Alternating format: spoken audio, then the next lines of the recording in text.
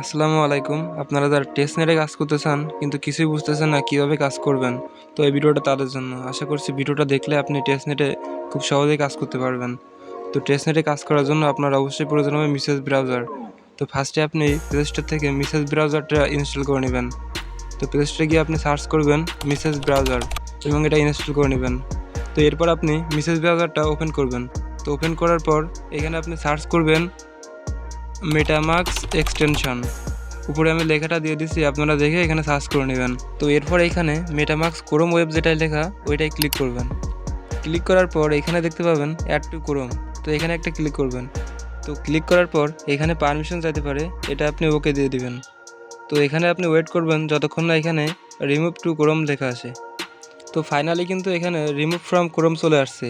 তো এখন আপনি উপরে দেখতে পাবেন একটা এক্সটেনশনের একটা আইকন আছে, আপনি আইকনে ক্লিক করে দিবেন। ক্লিক করার পর এখানে আপনি দেখতে পাবেন মেটামাস্ক শো করতেছে।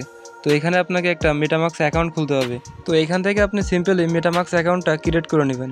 তো ক্রিয়েট করতে যদি না পারেন তাহলে আমি মেটামাস্ক অ্যাকাউন্ট ক্রিয়েটের ভিডিও এই ভিডিওর পিন কমেন্ট এবং এই ভিডিওর ডিসক্রিপশনে দিয়ে রাখবো। আপনি চাইলে ভিডিওটা দেখে এখান থেকে মেটামাস্ক অ্যাকাউন্ট খুলতে পারেন। তো মেটামাস্ক অ্যাকাউন্ট ক্রিয়েট করা হয়ে গেলে এখানে আপনার কাজ ওকে। তো এখন আপনি চাইলে যে কোনো প্রকার টেস্টনেটে কাজ করতে পারেন।